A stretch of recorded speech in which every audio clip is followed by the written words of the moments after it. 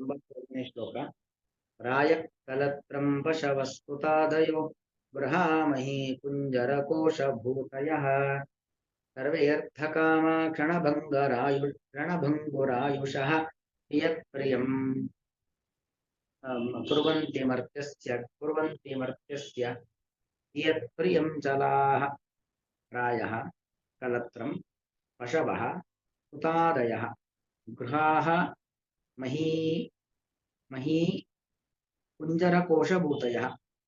ಗೃಹಾಃ ಮಹೀ ದೀರ್ಘ ಕುಂಜರ ಕೋಶಭೂತಯಃ ಸರ್ವೇ ಅರ್ಥಕಾಮಾಃ ಕ್ಷಣಭಂಗುಃ ಆಯುಷಃ. ಕ್ಷಣಭಂಗುರಃ ಅಥವಾ ಕ್ಷಣಭಂಗುರ ಆಯುಷಃ. ಕ್ಷಣಭಂಗುರ ಅಂತ ತಗೋಬೇಕು ಅದನ್ನ. ಕ್ಷಣಭಂಗುರ ಆಯುಷಃ ಕುರ್ವಂತಿ ಮರ್ತ್ಯಸ್ಯ ಕಿಯತ್ ಪ್ರಿಯಂ ಕಲಾಹ. ಕ್ಷಣಭಂಗುರಾಯುಷಃ ಒಂದೇ ಶಬ್ದ ಅದು. ಕ್ಷಣಭಂಗುರಾಯುಷಃ ಅಂತ, ಕ್ಷಣಭಂಗುರಷ್ಟಾಸು ಆಯುಷಶ್ಚ ಕ್ಷಣಭಂಗುರಾಯುಷಃ ಅಂತ ಕರ್ಮಧಾರಯ ಸಮಾಸ ಮಾಡ್ಕೊಳ್ಬೇಕು. ಅದು ಸಮಾಸ ಆಗಿದೆ. ಕ್ಷಣಭಂಗುರ ಆಯುಷ. ಕ್ಷಣಭಂಗುರ ಅನ್ನೋದೊಂದು ಶಬ್ದ. ಕ್ಷಣಭಂಗುರ ಪುಲ್ಲಿಂಗ, ಸ್ತ್ರೀಲಿಂಗ, ನಪುಂಸಕಲಿಂಗ ಎಲ್ಲ ಇದೆ, 3 ಲಿಂಗದಲ್ಲಿದೆ. ಇಲ್ಲಿ ಪುಲ್ಲಿಂಗ.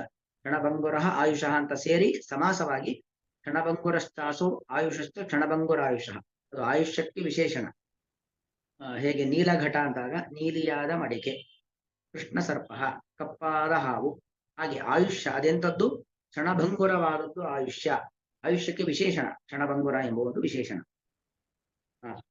ಒಂದೊಂದೇ ಅರ್ಥ ನೋಡ್ತಾ ಹೋಗೋಣ. ಇದು ಪ್ರಹ್ಲಾದನ ಉಪದೇಶ. ದೈತ್ಯ ಬಾಲಕರಿಗೆ ಪ್ರಹ್ಲಾದ ಮಾಡತಕ್ಕಂಥ ಉಪದೇಶದ ಸಂದರ್ಭದಲ್ಲಿ ಬಂದಿರತಕ್ಕಂಥ ಮಾತು. ರಾಯ ಅಂದ್ರೆ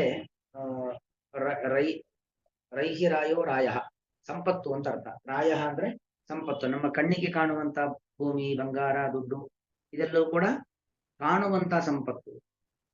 ಅದಕ್ಕೆ ರಾಯ ಅಂತ ಕರೀತಾರೆ. ರಾಯ ಕಲತ್ರಂ ಅಂದ್ರೆ ಹೆಂಡತಿ.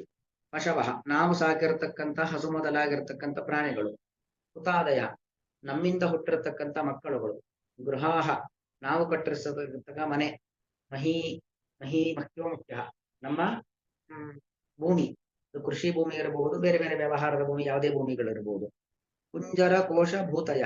ಕುಂಜರ ಅಂತ ಹೇಳಿದ್ರೆ ರಾಜನ ಹತ್ರ ಇರತಕ್ಕಂಥ ಆನೆ.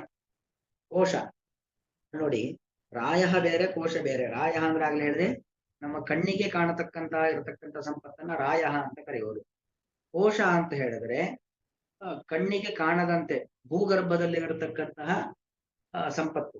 ಎಷ್ಟೋ ಇವರೆಲ್ಲ ಭೂಮಿಯ ಒಳಗಡೆ ಸಂಪತ್ತನ್ನು ಇಟ್ಟಿರ್ತಾರೆ, ಅದೆಲ್ಲವೂ ಕೂಡ. ಅಥವಾ ಧನಾಗಾರ, ನಮ್ಮ ಖಜಾನೆಯಲ್ಲಿಟ್ಟಂತ ಸಂಪತ್ತು, ಅದೆಲ್ಲವೂ ಕೂಡ ಕೋಶ ಅಂತ ಕರೆಸಿಕೊಳ್ಳುತ್ತೆ. ಅಲ್ಲಿಗ ರಾಯ ಬೇರೆ, ಕೋಶವೇ ಬೇರೆ. ಇದೇನು ಈಗ ಇದನ್ನ ಹೇಳಿದ್ರು, ಕರೆಂಟ್ ಅಸೆಟ್ಸ್, ಫಿಕ್ಸ್ಡ್ ಅಸೆಟ್ಸ್ ಅಂತ. ಆತರ ಬೇಗ ಕ್ಯಾಶ್ ಆಗಿ ನಾವು ಬದಲಾವಣೆ ಮಾಡಬಹುದು, ಇನ್ನು ಕೆಲವುದು ಬೇಗ ಕ್ಯಾಶ್ ಆಗಿ ಬದಲಾವಣೆ ಮಾಡ್ಲಿಕ್ಕೆ ಆಗೋದಿಲ್ಲ. ಆ ರೀತಿಯ ವ್ಯತ್ಯಾಸದಲ್ಲಿ ಹೇಳಿರ್ತದೆ. ರಾಯ ಅನ್ನೋದು ಬೇರೆ, ಕೋಶ ಅನ್ನೋದು ಬೇರೆ. ಇನ್ನು ಭೂತಿ ಅಂದ್ರೆ ಅಲಂಕಾರಾದಿಗಳು. ನಾವು ಮಾಡತಕ್ಕಂಥ ಏನೇನೋ ಅಲಂಕಾರಿಕವಾದ ಸಾಮಗ್ರಿಗಳು, ದೇಹಕ್ಕೂ ನಮ್ಮ ಮನೆಗೂ ಎಲ್ಲ ನಾವು ಮಾಡಿಕೊಳ್ಳತಕ್ಕಂಥ ಅಲಂಕಾರಿಕವಾಗಿರತಕ್ಕಂಥ ಸಾಮಗ್ರಿಗಳು, ಅದೆಲ್ಲವೂ ಕೂಡ. ಮತ್ತು ಸರ್ವೇ ಅರ್ಥಕಾಮಾಹ, ಎಲ್ಲ ಸರ್ವೋ ಸರ್ವೇ, ಹೀಗೆ ಎಲ್ಲ ರೀತಿಯಾಗಿರ್ತಕ್ಕಂಥ ಅರ್ಥಾಹ ಕಾಮಾಹ. ಅರ್ಥ ಅಂದ್ರೇನು? ವಿಷಯಗಳು ಅಂತ ಅರ್ಥ. ರೂಪ, ರಸ, ಗಂಧ, ಸ್ಪರ್ಶ ಇರತಕ್ಕಂಥ ವಸ್ತುಗಳು. ಮತ್ತು ಕಾಮಾಹ ಅವುಗಳ ಬಯಕೆ ಅದೆಲ್ಲ. ಮತ್ತು ನಮ್ಮ ಆಯುಷ್ಯ ಅಂತ ಹೇಳಿದ್ರೆ ಅದು ಎಂಥದ್ದು? ನಮ್ಮ ಆಯುಷ್ಯ ಕ್ಷಣಭಂಗುರ ಆಯುಷಃ. ಕ್ಷಣಭಂಗು ಅಂದ್ರೆ ಕ್ಷಣಾತ್ ಭಂಗುರ. ಯಾವ ಕ್ಷಣದಲ್ಲಿ ಬೇಕಾದ್ರೂ ನಾಶ ಆಗ್ಬೋದು. ನಮ್ಮ ನೆರಳು ಜೊತೆಯಲ್ಲಿ ಹೇಗಿರುತ್ತೋ ನಮ್ಮ ಮೃತ್ಯುವು ನಮ್ಮ ಜೊತೆಯಲ್ಲಿರುತ್ತೆ. ಯಾವಾಗ ಬೇಕಾದರೂ ನಮ್ಮನ್ನ ಕರೆದುಕೊಂಡು ಹೋಗ್ಬಿಡಬಹುದು. ಹಾಗಾಗಿ ಕ್ಷಣಭಂಗುರ, ಕ್ಷಣದಲ್ಲಿ ನಾಶವಾಗ್ತಕ್ಕಂಥದ್ದು ಈ ಒಂದು ಆಯುಷ್ಯ. ಇದೆಲ್ಲವೂ ಕೂಡ ಮರ್ತ್ಯ ಶಬ್ದಕ್ಕೆ ಅರ್ಥ ಏನಂದ್ರೆ ಮರಣಶೀಲ ಅಂತ ಅರ್ಥ. ಸಾವನ್ನ ಜೊತೆಯಲ್ಲಿ ಇಟ್ಟುಕೊಂಡವನು. ಎಲ್ಲರೂ ಕೂಡ ಮರ್ತ್ಯರೇ ಅಲ್ವಾ? ಯಾರು ಕೂಡ ಅಮರ್ತ್ಯರಿಲ್ಲ, ಎಲ್ಲರೂ ಕೂಡ ಮರ್ತ್ಯರು. ಇಂಥ ಮರ್ತ್ಯನಿಗೆ ಚಲಾಹ, ಚಂಚಲವಾಗಿರತಕ್ಕಂಥ, ಇವತ್ತಿರುತ್ತೆ ನಾಳೆ ಇರಲ್ಲ, ಎಲ್ಲವೂ ಕೂಡ ಸಂಪತ್ತು, ಹೆಂಡತಿ, ಮಕ್ಕಳು ಯಾವುದು ಕೂಡ ಇವತ್ತಿದ್ದು ದಿನ ಕಣಕ್ಕಿರುತ್ತೆ ಅಂತ ಹೇಳಿ ಬರೋದಿಲ್ಲ. ಇದೆ ಚಲಾಹ ಅತ್ಯಂತ ಚಂಚಲವಾಗಿರತಕ್ಕಂಥ ಈ ಎಲ್ಲವೂ ಕೂಡ ಕಿಯತ್ ಪ್ರಿಯಂ ಕುರುವಂತಿ, ಎಷ್ಟು ತಾನೇ ಪ್ರಿಯವನ್ನ ಉಂಟು ಮಾಡಲಿಕ್ಕೆ ಸಾಧ್ಯ, ಅವನಿಗೆ ಬೇಕಾದದ್ದನ್ನು ಕೊಡ್ಲಿಕ್ಕೆ ಸಾಧ್ಯ. ಯಾವುದು ಶಾಶ್ವತವಲ್ಲ. ಅಶಾಶ್ವತವಾಗಿರತಕ್ಕಂಥ ಇವೆಲ್ಲವುಗಳು ಒಬ್ಬ ಮನುಷ್ಯನಿಗೆ ಎಷ್ಟು ಸುಖವನ್ನ ಕೊಡ್ಲಿಕ್ಕೆ ಸಾಧ್ಯ, ಎಷ್ಟು ಹಿತವನ್ನ ಕೊಡ್ಲಿಕ್ಕೆ ಸಾಧ್ಯ. ಅದರಿಂದಾಗಿ ಈ ಪ್ರಾಪಂಚಿಕ ವಸ್ತುಗಳಿಂದ ಅತಿಯಾದ ಸುಖವನ್ನ ಬಯಸಬಾರದು. ಅವುಗಳ ಕಡೆಗೆ ನಾವು ವಿಪರೀತವಾಗಿ ಕೇಂದ್ರೀಕೃತರಾಗಬಾರದು ಅನ್ನೋ ಅಭಿಪ್ರಾಯದಲ್ಲಿ ಪ್ರಹ್ಲಾದ ದೈತ್ಯಪಾಲಕರಿಗೆ ಉಪದೇಶವನ್ನ ಒಂದು ಸಂದರ್ಭ. ವ್ಯಾಖ್ಯಾನ ನೋಡೋಣ. ಬಂಧಕೇಶು ವಿಷಯೇಶು ಶ್ರೇಷ್ಠಂ ದ್ವಯಂ ಕಾಂತಾ ಕನಕಂಚ. ಅಂದ್ರೆ ಬಂಧಕವಾದದ್ದು, ಸಂಸಾರದ ಬಂಧನದಲ್ಲಿ ಬಂಧಿಸುವಂಥದ್ದು ಎರಡು, ಶ್ರೇಷ್ಠವಾದ ಮುಖ್ಯವಾದದ್ದು ಎರಡು. ಒಂದು ಕಾಂತ, ಗಂಡನಿಗೆ ಹೆಂಡತಿ, ಹೆಂಡತಿಗೆ ಗಂಡ. ಕಾಂತ ಅಂದ್ರೆ ಇಲ್ಲಿ ಹೆಂಡತಿ ಅಂತ ಅರ್ಥ, ಅಂತೂ ಪರಸ್ಪರವಾಗಿ. ಮತ್ತು ಕನಕ, ಕನಕ ಅಂದ್ರೇನು? ಬಂಗಾರ. ಬಂಗಾರ, ಭೂಮಿ ಮೊದಲಾದ ಸಂಪತ್ತು. ತತ್ರ ಆದ್ಯೇ ಸಂಘ ಪರಿತ್ಯಾಜ್ಯ ಇತ್ಯಭಿಧಾಯ. ಹಿಂದೆ ಸಂಗಮ್ನ ಕುರಿಯಾತ್ ಪ್ರಮದಾಸು ಜಾತು ಅಂತ ಹೇಳುವ ಮೂಲಕವಾಗಿ ಹಾಗೆ ಸ್ತ್ರೀ ಸಂಘವನ್ನ, ದುಷ್ಟ ಸ್ತ್ರೀ ಸಂಘವನ್ನ ಬಿಡಬೇಕು ಅನ್ನೋದನ್ನು ಮೊದಲು ಹೇಳಿ, ದ್ವಿತೀಯ ಅಪ್ಯಾಹ ಎರಡನೇದು ಸಂಪತ್ತಿನ ಬಗ್ಗೆ ವ್ಯಾಮೋಹವನ್ನು ಕೂಡ ಬಿಡಬೇಕು ಅಂತ ಇಲ್ಲಿ ಹೇಳ್ತಾ ಇದ್ದಾರೆ. ರಾಯ ಇತಿ, ರಾಯ ಅಂದ್ರೆ ಧನಾನಿ, ಭೂತಿ ಅಂದ್ರೆ ಅಲಂಕಾರಾದಿ, ಕುಂಜರ ಕೋಶ ಭೂತಯ. ಭೂತಿ ಅಂದ್ರೇನು? ನಾವು ದೇಹಕ್ಕೆ ಮಾಡಿಕೊಳ್ಳತಕ್ಕಂಥ ಅಲಂಕಾರ, ಮನೆಗೆ ಮಾಡತಕ್ಕಂಥ ಅಲಂಕಾರ, ಎಲ್ಲವೂ ಕೂಡ. ಇತ್ಯೇವಂ ಸರ್ವೇ ಅರ್ಥಾಹ, ಎಲ್ಲವೂ ಕೂಡ. ಅರ್ಥಕಾಮಾಹ, ಅರ್ಥಾಹ ಅಂದ್ರೆ ವಿಷಯಾಹ, ಸಾಕೊಳ್ಳಿ. ಕಾಮಾಹ ಅಂತ ಭೋಗವಷ್ಟ, ವಿಷಯ ಪದಾರ್ಥಗಳ ಭೋಗವನ್ನೇ ಕಾಮ ಅಂತ ಕರೆಯುವಂಥದ್ದು. ಅತಃ ತತ್ ಪರಿತ್ಯಾಗ ಏವ ವರೀಯಾನ್, ಅದೆಲ್ಲವನ್ನು ಕೂಡ ಬಿಡುವಂಥದ್ದೇ ಶ್ರೇಷ್ಠ ಅನ್ನೋದನ್ನು ಹೇಳ್ತಾ ಇದ್ದಾರೆ. ಇದಕ್ಕೆ ಸಂವಾದಿಯಾಗಿ 11ನೇ ಸ್ಕಂದದ ಶ್ಲೋಕವನ್ನು ಉಲ್ಲೇಖ ಮಾಡ್ತಾ ಇದ್ದಾರೆ. ಏಯಂ ಹಿಂಸಾ ಅನೃತಂ ದಂಭ ಕಾಮಕ್ರೋಧ ಸ್ಮಯೋ ಮದಃ ವೇದೋ ವೈರಂ ಅವಿಶ್ವಾಸ ಸಂಸ್ಪರ್ಧಾ ವ್ಯಸನಾನಿ ಚ ಏತೇ ತ್ರಯೋದಶ ಅನರ್ಥಾಃ ಅರ್ಥಮೂಲಾ ಮತಾವೃಣಂ ತಸ್ಮಾತ್ ಅರ್ಥಂ ಅನರ್ಥಾರ್ಥಂ ಶ್ರೇಯೋರ್ತಿ ಧೂರ್ತಸ್ತ್ಯಜೇತ್. ಇದರ ಶ್ಲೋಕ 11ನೇ ಸ್ಕಂದದಲ್ಲಿ ಬರುವಂಥದ್ದು. ಇದಿಷ್ಟು 13 ದೋಷಗಳು ಅಂತ ಹೇಳ್ತಾರೆ. ಸ್ಥೇಯ, ಸ್ಥೇಯ ಅಂದ್ರೇನು? ಕಳ್ಳತನ ಮಾಡುವಂಥದ್ದು. ಹಿಂಸ, ದೈಹಿಕವಾಗಿ ಮಾನಸಿಕವಾಗಿ ಮತ್ತೊಬ್ಬರನ್ನ ಹಿಂಸಿಸುವಂಥದ್ದು. ಅನೃತಂ, ಸುಳ್ಳು ಹೇಳೋದು. ದಂಭ, ದಂಭಾಚಾರ ಅಂದ್ರೆ ನಮ್ಮಲ್ಲಿ ಇಲ್ಲದೆ ಇದ್ದದ್ದನ್ನ ಇದೆ ಅಂತ ತೋರಿಸಿಕೊಳ್ಳತಕ್ಕಂಥದ್ದು, ಕಪಟ, ಮೋಸ. ಕಾಂತ ಅಂದ್ರೆ ದುಷ್ಟ ಸ್ತ್ರೀ. ಕನಕ, ಬಂಗಾರ. ಸ್ಥೇಯಂ ಹಿಂಸಾ ಅನೃತಂ ದಂಭ ಕಾಮ, ಕಾಮ ಅಂದ್ರೆ ಕೆಟ್ಟ ಬಯಕೆ. ಕ್ರೋಧ, ಕ್ರೋಧ ಅಂದ್ರೆ ಕೋಪ. ಮತ್ತು ಸ್ಮಯ, ಸ್ಮಯ ಅಂತ ಹೇಳಿದ್ರೆ ಅಹಂಕಾರ. ಕ್ರೋಧ, ಕೋಪ. ಮಯ ಅಂದ್ರೆ ಅಹಂಕಾರ.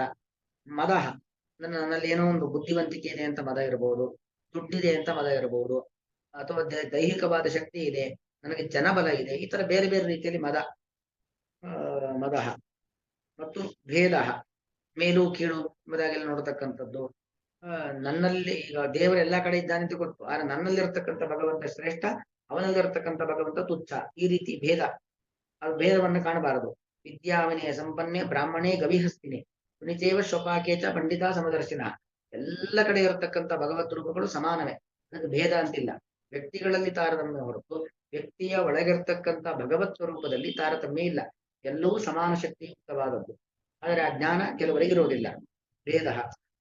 ವೈರಂ, ಪರಸ್ಪರವಾಗಿ ಒಬ್ಬರನ್ನು ನೋಡಿ ಮತ್ತೊಬ್ಬರಿಗೆ ಆಗೋದಿಲ್ಲ, ಅದು ವೈರ ಭಾವನೆ. ಅವಿಶ್ವಾಸ, ಯಾರ ಮೇಲೂ ಕೂಡ ನಂಬಿಕೆ ಇಲ್ಲ. ಸಂಸ್ಪರ್ಧ, ಪ್ರತಿ ವಿಚಾರದಲ್ಲೂ ಕೂಡ ವಿಪರೀತವಾಗಿರತಕ್ಕಂಥ ಸ್ಪರ್ಧಾ ಭಾವನೆ, ಪೈಪೋಟಿ.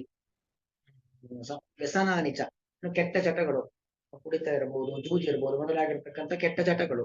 ಏತೇ ತ್ರಯೋದಶಾಹ, ಈ 13 ಏನಿದೆ ಅವೆಲ್ಲ ಅನರ್ಥಾಹ. ಅನರ್ಥ ಅಂದ್ರೆ ನಮಗೆ ಕೆಟ್ಟದ್ದನ್ನ ಉಂಟು ಮಾಡುವಂತವುಗಳು. ಅದೆಲ್ಲ ಅರ್ಥ ಮೂಲಾಹ, ಅರ್ಥವೇ ಮೂಲವಾಗಿ ಉಳ್ಳದ್ದು. ಅಂದ್ರೆ ಅರ್ಥ ಅಂದ್ರೆ ಸಂಪತ್ತು, ಸಂಪತ್ತಿನಿಂದಾಗಿ ಇದೆಲ್ಲವೂ ಕೂಡ. ಕಳ್ಳತನ, ಸಂಪತ್ತಿಗೋಸ್ಕರ ಕಳ್ಳತನ, ಹಿಂಸೆ ಮಾಡುವುದು, ಯಾರೋ ಹಣಕ್ಕೋಸ್ಕರವಾಗಿ ಮತ್ತೊಬ್ಬರನ್ನು ಹೊಡೆಯುವುದು, ಬಡಿಯುವುದು, ಕಡಿಯುವುದು ಎಲ್ಲ ಅನೃತ. ಸುಳ್ಳು ಹೇಳೋದು, ಹಣ ಸುಲಿಗೆ ಮಾಡ್ಲಿಕ್ಕೋಸ್ಕರವಾಗಿ. ದಂಭಾಚಾರ, ನನ್ನಲ್ಲಿ ಇಲ್ಲದೆ ಇದ್ದದ್ದನ್ನ ಇದೆ ಅಂತ ತೋರಿಸ್ಕೊಳ್ಳಿಕ್ಕೋಸ್ಕರ ವೇಷ ಹಾಕೊಳ್ಳೋದು, ಹಣ ವಸೂಲಿ ಮಾಡ್ಲಿಕ್ಕೋಸ್ಕರವಾಗಿ. ಏನೋ ಬಯಸೋದು, ಹಣದ ಬಯಕೆ. ಕ್ರೋಧ, ಸಿಗಬೇಕಾದ ಹಣ ಸಿಕ್ಕಿಲ್ಲ ಕೋಪ, ಅಥವಾ ನಾನು ಅನ್ಕೊಂಡಷ್ಟು ಸಿಕ್ಕಿಲ್ಲ ಕೋಪ. ಸ್ಮಯ, ಆ ಸ್ಮಯ ಅಹಂಕಾರ, ಅದು ಕೂಡ ನನ್ನ ಹತ್ರ ಜಾಸ್ತಿ ದುಡ್ಡಿದೆ ಅಹಂಕಾರ. ಮದ, ಯಾವುದೋ ಒಂದು ದುಡ್ಡಿನ ಮದ. ಭೇದ, ನಾನು ವಿಪರೀತ ದುಡ್ಡಿರೋ ನಾನು ಶ್ರೇಷ್ಠ, ಅವನು ದುಡ್ಡೇ ಇಲ್ಲ ಅವನು ಕನಿಷ್ಠ. ಭೇದ. ವೈರ, ನಾನು ದುಡ್ಡಿರೋವನು ಅವನು ದುಡ್ಡಿಲ್ಲದೆ ಇದ್ದವನು ಅಂತ ಹೇಳಿ ಅವನೊಂದು ವೈರ ಮಾಡೋದು. ಉದಾಹರಣೆಗೆ ದೃಪದ ಮತ್ತು ದ್ರೋಣಾಚಾರ್ಯರು ಭಾರದ್ವಾಜರ ಆಶ್ರಮದಲ್ಲಿ ಓದ್ತಾ ಇದ್ದಾಗ ಇಬ್ಬರು ಸ್ನೇಹಿತರು, ಒಟ್ಟಿಗೆ ಓದಿರತಕ್ಕಂಥವರು. ದೃಪದ ರಾಜನಾದ, ದ್ರೋಣಾಚಾರ್ಯರು ಅದೇ ಶಿರೋಂಚ ವೃತ್ತಿಯಿಂದಾಗಿ ಯಾವುದೇ ಸಂಪತ್ತಿನ ಬಯಕೆಯಲ್ಲದೆ ಬದುಕಿದ್ರು. ಆದರೆ ಆ ದ್ರೋಣಾಚಾರ್ಯರು ನನಗೊಂದು ಹಸು ಕೊಡು, ಒಂದಿಷ್ಟು ದುಡ್ಡು ಕೊಡು ಅಂತ ಕೇಳಲಿಕ್ಕೆ ಹೋದಾಗ ವೈರ ಮಾಡ್ದ. ನಾನು ರಾಜ, ನೀನು ಏನು ಇಲ್ಲದೆ ಇರತಕ್ಕಂಥ ಭಿಕ್ಷುಕ, ನಾನು ನೀನು ಸ್ನೇಹಿತ ಆಗ್ಲಿಕ್ಕೆ ಹೇಗೆ ಸಾಧ್ಯ ಅಂತ ವೈರ ಮಾಡ್ದ. ಹೀಗೆ ದುಡ್ಡಿನ ಒಂದು ಮದದಿಂದಾಗಿ ವೈರ. ಅವಿಶ್ವಾಸ, ನಂಬಿಕೆನೇ ಇಲ್ಲ. ದುಡ್ಡಿಲ್ಲದಿದ್ದ ನಂಬಿಕೆ ಇತ್ತು, ದುಡ್ಡಿಲ್ಲದಿದ್ದಾಗ ನಂಬಿಕೆನೇ ಇರೋದಿಲ್ಲ. ಸಂಸ್ಪರ್ಧ, ಇನ್ನು ನಾನು ಅವನಿಗಿಂತ ಜಾಸ್ತಿ ದುಡಿತೀನಿ ಅಂತ ಸ್ಪರ್ಧೆ. ದುಡ್ಡಿದ್ದರಿಂದಾಗಿ ಅನೇಕ ರೀತಿಯಾಗಿರ್ತಕ್ಕಂಥ ಕುಡಿತ, ಜೂಜು ಮೊದಲಾಗಿರ್ತಕ್ಕಂಥ ಚಟ, ಇದೆಲ್ಲವೂ ಕೂಡ ದುಡ್ಡಿನಿಂದಲೇ ಆಗ್ತಕ್ಕಂಥದ್ದು. ಅರ್ಥ ಮೂಲಾಹ ನೋಡಿ, ಇದೆಲ್ಲ ಅರ್ಥವೇ ಮೂಲವಾಗಿ ಉಳ್ಳ ಅನರ್ಥಗಳು. ಅನರ್ಥಾಹ ಅರ್ಥ ಮೂಲಾಹ. ಹಾಗಾಗಿ ಅರ್ಥಮೂಲಾಹ ಮತ ನೃಣ. ಮತ ಅಂದ್ರೆ ಪ್ರಸಿದ್ಧ. ನೃಣಾಂ ಅರ್ಥಮೂಲಾಹ ಅನರ್ಥಾಹ ಮತ. ಅರ್ಥವೇ ಮೂಲವಾಗಿ ಉಳ್ಳಂತ ಅನರ್ಥಗಳು ಎಂಬುದಾಗಿ ಮತ ಪ್ರಸಿದ್ಧವಾಗಿದೆ. ತಸ್ಮಾತ್ ಅನರ್ಥಂ ಅರ್ಥಾಖ್ಯಂ. ನಮಗೆ ಅನರ್ಥವನ್ನ, ಕೆಟ್ಟದ್ದನ್ನ ಉಂಟು ಮಾಡುವಂತ ಅರ್ಥವನ್ನ, ಸಂಪತ್ತನ್ನ ಶ್ರೇಯೋರ್ಥಿ. ಶ್ರೇಯೋರ್ಥಿ ಅಂದ್ರೆ ಮೋಕ್ಷವನ್ನ ಬಯಸ್ತಕ್ಕಂಥ ವ್ಯಕ್ತಿಯು ದೂರತಃ ತ್ಯಜೇತ್, ಅದನ್ನ ದೂರದಲ್ಲೇ ಬಿಟ್ಟು ಬಿಡಬೇಕು. ಅಂದ್ರೆ ಅದರ ಬಗ್ಗೆ ವಿಪರೀತವಾಗಿರತಕ್ಕಂಥ ವ್ಯಾಮೋಹವನ್ನ ಮಾಡಬಾರದು. ಸಂಪತ್ತಿನ ಬಗ್ಗೆ ವಿಪರೀತ ವ್ಯಾಮೋಹ ಮಾಡಬಾರದು. ಯಾಕೆ ಅಂತ ಹೇಳಿದ್ರೆ, ಇವತ್ತು ನೋಡಿ, ನಾನು ಲಕ್ಷ ಬೇಕು ಅಂತ ಬಯಸ್ಬಹುದು, ನಂಗೆ ಲಕ್ಷ ಸಿಗಬಹುದು.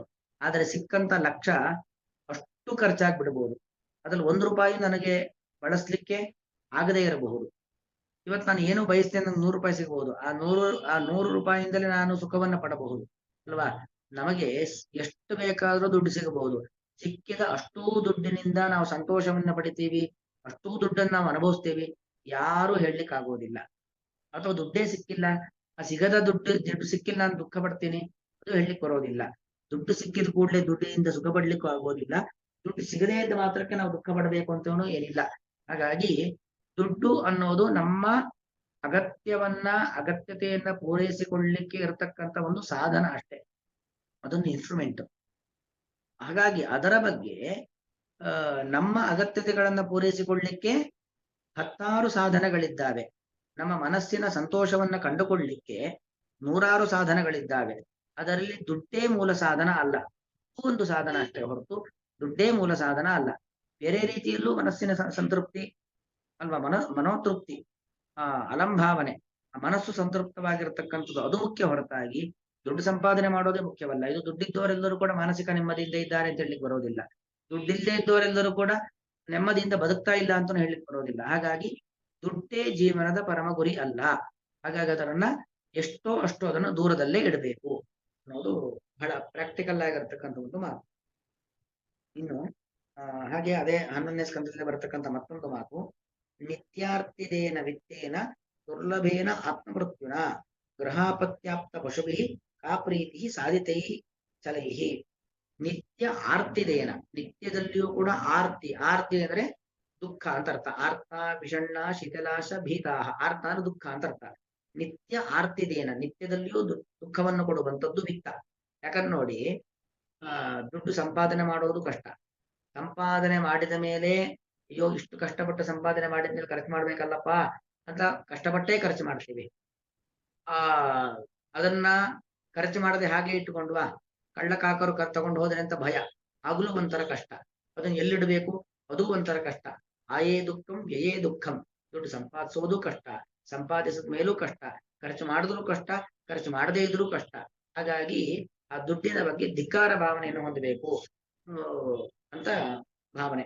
ನಿತ್ಯ ಆರ್ತಿದೇನ ವಿತ್ತೇನ ದುರ್ಲಭೇನ ಆತ್ಮಮೃತ್ಯುನ. ಅದು ಆತ್ಮಮೃತ್ಯು, ತನಗೆ ಸಂಕಷ್ಟವನ್ನು ಕೊಡ್ತಕ್ಕಂಥದ್ದು.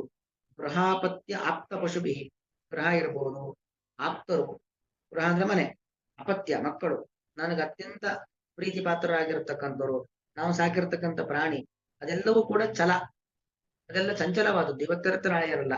ಅವುಗಳಿಂದ ಏನು ತಾನೇ ಫಲ? ಸಾಧಿತ ಈ ಕಾ ಪ್ರೀತಿ, ಅವುಗಳನ್ನು ಸಂಪಾದನೆ ಮಾಡುವುದರಿಂದ ನಾವು ಏನು ಶಾಶ್ವತ ಪ್ರೀತಿ ಅಂದ್ರೆ ಶಾಶ್ವತ ಸುಖ, ಶಾಶ್ವತ ಸಮೃದ್ಧಿ, ಸಂತೋಷ ಹೇಗ್ ತಾನೇ ಸಿಗತ್ತೆ? ಚಂಚಲವಾದದ್ದು ಯಾವುದು ಕೂಡ ಶಾಶ್ವತ ಸುಖವನ್ನು ಕೊಡ್ಲಿಕ್ಕೆ ಆಗೋದಿಲ್ಲ.